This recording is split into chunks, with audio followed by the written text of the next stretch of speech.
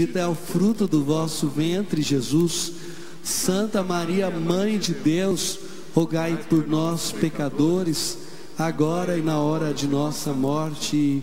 Amém. A cruz sagrada seja a minha luz, não seja o dragão o meu guia.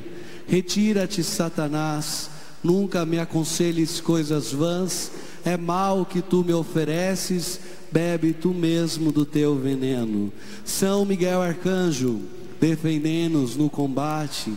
Seja o nosso refúgio contra as maldades e as ciladas do demônio. Ordene-lhe Deus, instantemente o pedimos. E vós, o príncipe da milícia celeste, pela virtude divina, precipitai ao inferno a Satanás e a todos os espíritos malignos que andam pelo mundo para perderem as almas. Assim seja. Nós estamos na quaresma, que é um tempo de purificação, é um tempo de renovação da nossa alma, da nossa fé, e a gente precisa tirar tudo aquilo que está nos atrapalhando, o olhar, a visão voltada para o reino de Deus, voltada para o céu, voltada para a vontade do Senhor. Porque ao longo da vida e ao longo dos anos, dos acontecimentos, dos anos, nós vamos acumulando coisas na nossa alma, coisas na nossa vida, coisas no nosso coração, que nos impede de manter aquela alegria, aquele ânimo da fé, de quando nós abraçamos a fé no Senhor. Coisas que vão nos tornando pesados. Eu até li esses dias um comentário bacana, dizia assim: está muito pesado, perdoe.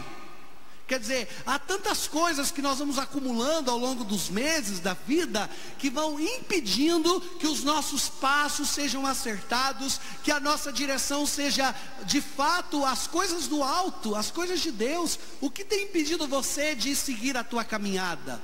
O que tem impedido você de continuar com o teu coração cheio de esperança, cheio de paz, com o teu coração voltado para as coisas de Deus? Coisas que você vai acumulando. Por exemplo, eu lá na Comercial, minha casa era no pé lá da serra, então você olhava no fundo da casa, você via as árvores, você via a montanhazinha lá, que começava a Serra do Japi, então tinha aquela visão bonita. Aí depois os anos foram passando e foram construindo casas, prédios, e foram construindo um monte de coisa, de obras lá, e aí agora você abre e olha e só vê construção. Aquele monte de obstáculos que foram se levantando diante dos olhos, que contemplavam lá no fundo aquela paisagem bonita, e agora já não vê mais. Gente, é assim também a sua vida espiritual. A princípio você tinha os olhos voltados para Deus, e você contemplava as promessas do Senhor, e aí você tinha ânimo, sabia para onde estava indo. Mas ao longo do tempo foram se levantando muralhas, barreiras, que estão impedindo você de olhar e contemplar a graça de Deus, as promessas de Deus, que estão impedindo você de ouvir a voz do Pai, de ouvir sua palavra e cumprir a sua vontade. Você precisa tirar estes pesos, você precisa purificar-se. Por isso a quaresma é um tempo de renovação, é um tempo de purificação, por meio das penitências, por meio das penitências, das mortificações, da esmola, do jejum, da oração. Você tira aquilo que está pesando, você tira tudo aquilo que está atrapalhando, e você volta a recuperar a alegria e a esperança que precisa ter no coração de um cristão. Se assim você não fizer, você não celebrará a Páscoa. Vai chegar a Páscoa do Senhor e você continua com aquele coração endurecido, com a sua visão fechada, com a sua mente presa a tudo que você acumulou de mágoas, de tristezas e de coisas que não agradam o coração de Deus. Católicos, nós precisamos transfigurar o nosso coração.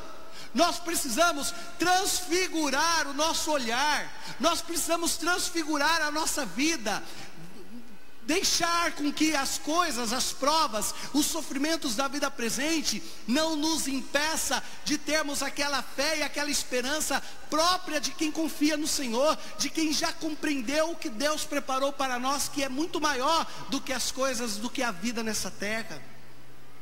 Nós precisamos deixar com que a glória do Senhor volte a brilhar. Por isso, suba ao monte e se dedique à oração. Entre nessa quaresma e permita que o Pai manifeste de novo na tua vida a sua glória. Permita que o Pai de novo mostre para você qual é a tua esperança. Volta a buscar as coisas do alto. Enche a tua vida de esperança. Você está me entendendo? Pergunta a pessoa do lado: você está entendendo, padre?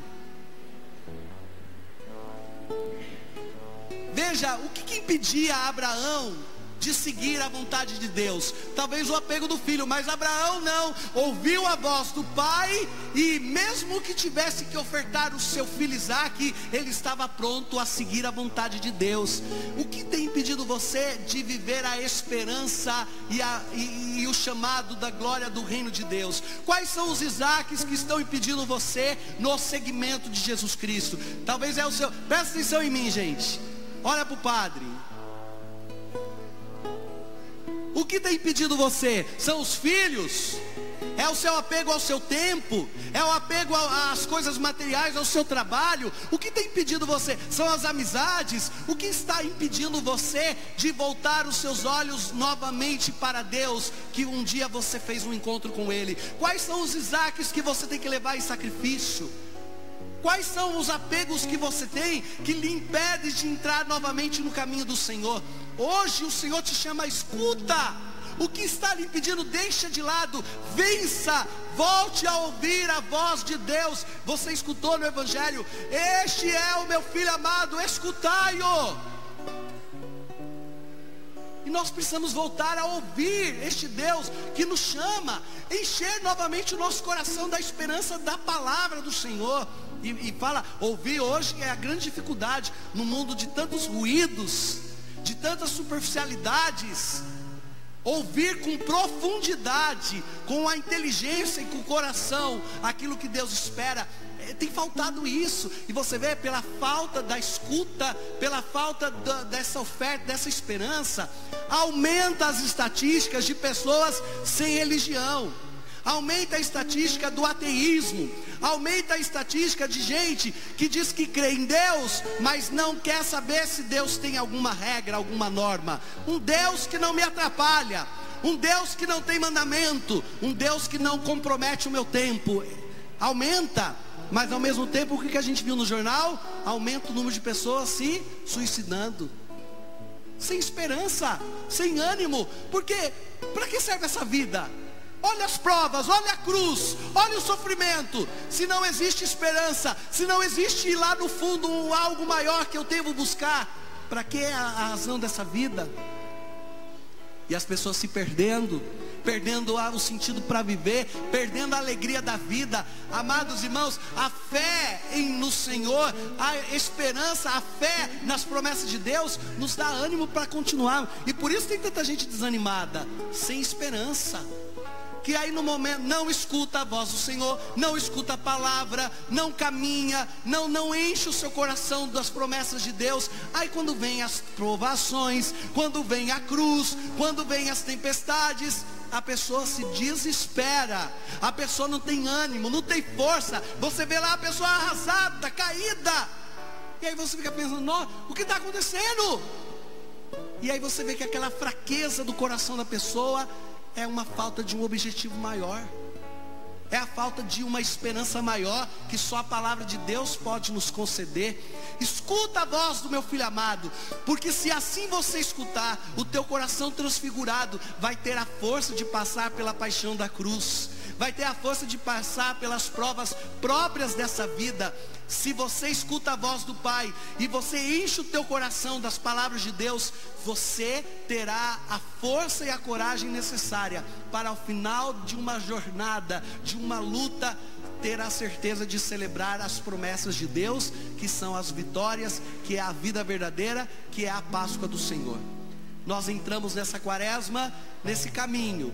Nós entramos nessa quaresma, nesse Calvário. Nós entramos nessa quaresma, nesta via sacra, para que a nossa vida não se esqueça que ao final celebraremos com o Senhor a sua ressurreição. Louvado seja nosso Senhor Jesus Cristo.